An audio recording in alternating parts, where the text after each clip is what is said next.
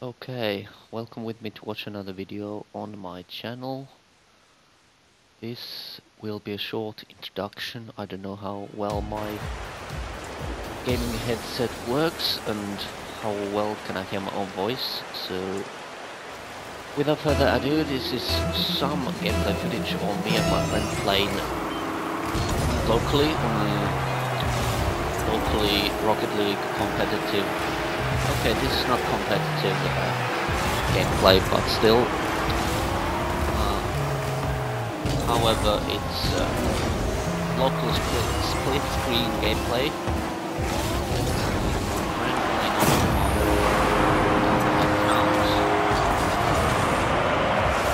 To be honest, I've grown quite fond of this kind of gameplay.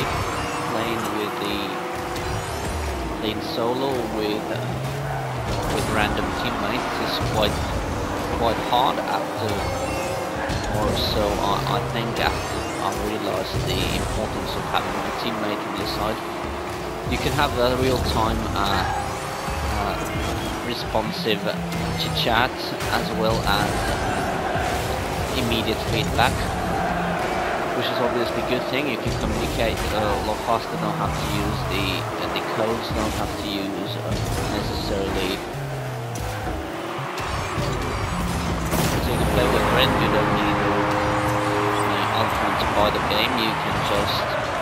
The downside is of course that at least on PlayStation systems, not on Steam, you can play this game with a friend locally on Steam with the same account. It just creates it's a separate member of a team with number 2 at the end of it, but on PlayStation you have to, unfortunately, as it is with PlayStation 4 games, you have to create at least a PlayStation account. You don't have to get the PlayStation Plus membership, which is good. But still, it might be troublesome for some people who don't have the will, at least, to create PlayStation accounts. So, but eventually I had to create one. Before that, we used to play Rocket League locally against the computer AI, which was getting quite boring to say the least, because the AI, at least when you think of the defensive capabilities, is not good at all.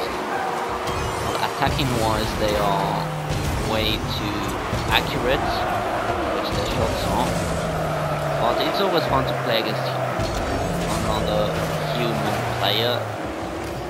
The skill level do vary a lot, and the teamwork as well, so there's always that certain limit to surprise, and we get to measure ourselves and our skills as well. So it's kind of fun, and I'm controlling the light blue car on the left side of the screen. My friend is controlling the one on the right side.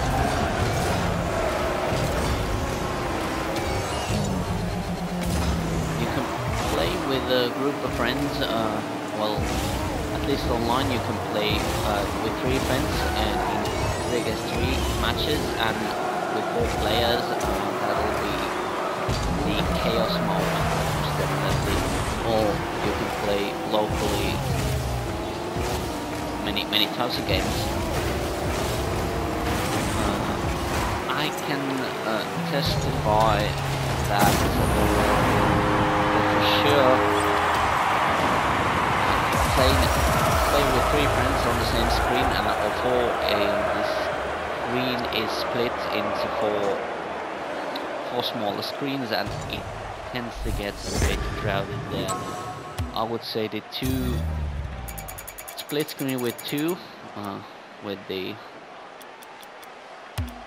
vertical split, is definitely a better choice, and is most suited for that kind of fun. But with 3 players, you have one half screen and one 1/4 of a screen, and that gets maybe a bit too tiny. You'd have to squeeze in a process screen, and it gets increasingly difficult to address some of the air shots and the lobs. So flying becomes excessively difficult if you play with the 1/4 of a screen. You lose the depth vision you have with this split screen. At least you can have that, and to be honest, when I play solo these days with my complete huge screen, is first of all, it's quite hard to be sure you have a lot of space around you, and you'll think that okay, that's obviously a lot better, but depending on what kind of a camera setup you have, my friend has a different setup than I have. He's a bit further away than me, and maybe I should work myself towards that by adjusting these settings bit by bit and trying to get that approach as well. This is 5-minute games, 2 against 2. This is not a competitive series, I guess, so this is more to our level. My friend hasn't played that much. However, it is fun, and it's nice casual fun. Still some misreading and bad communication between us, but we've learned to read each other's gameplay to an extent, which is something that's not going to happen unless you're either a routine player, expert or master level, when you can you read your teammates' efforts. When I play with the competitive series in the, I guess, Prospect Elite Division 5, which is in between the Plastic Prospect regions and the one-uppers, they're most definitely all veterans or experts and or above, I should say. They are pretty tough, and playing 3 against 3 on that division with random teammates tends to be pretty hard. To be honest, I'll have to play, let's say, 80% of the time. The teams are constantly changing, since after each match it's going to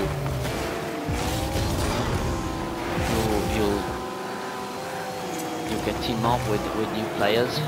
Most definitely not like the casual one where you can play a rematch and the same people will, after each match, will just be bonded together neatly. But in competitive, even if you don't have that kind of a team, it's going to be harder than you think, to be honest, and it's a 5-minute game. You have to adjust each time, and most people there are quite skilled and routine in that they know how to play and are quite confident in playing, and therefore it gets quite hard to read other players' moves and their mindsets, and they are quite fast. They can read most of the. Well, the defending is hard, but attack is really hard because you're the second or the third player to get to the ball, and other players don't respect you that much, or are just quicker in their reactions. They tend to be first on almost every ball, and that's the same thing my friend complains to me all the time, that to him, he hasn't played that much. I seem to be being first on every other ball there is, and that's just the perspective that I've noticed playing with more skilled players. That tends to be the point of view you get,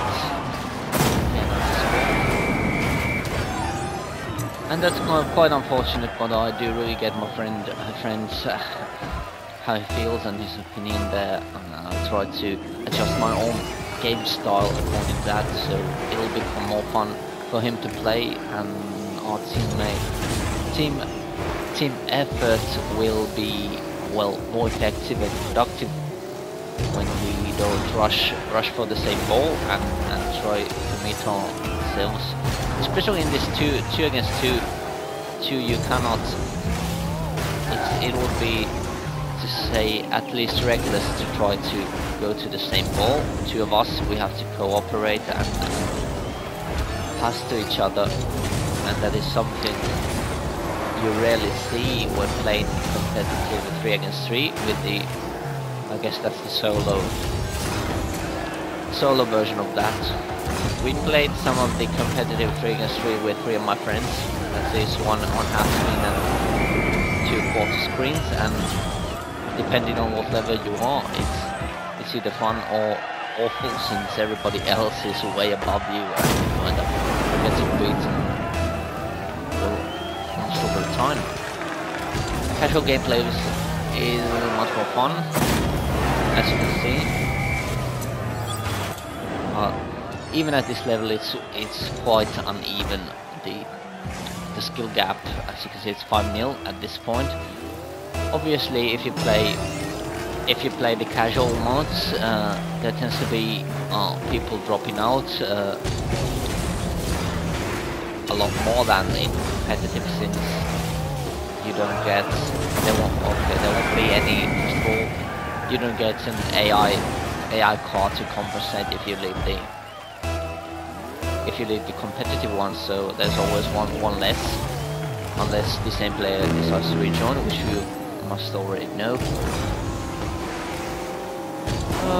Well, that's mostly all I can say about this point. I really haven't played any matches on the new Aquadome map, which was recently released in early October. I'm not that interested in buying the DLC cars as well. Usually me and my friends play once or twice a week this game, and I'm happy to say that my friends are improving, as am I, and at least I feel a lot better playing with my friends. We have the teamwork side is something, well, every kind of competitive, multiplayer or that kind is always more fun with playing with friends, locally or online, that is. Alright, I guess this will be all for now. Thank you for watching.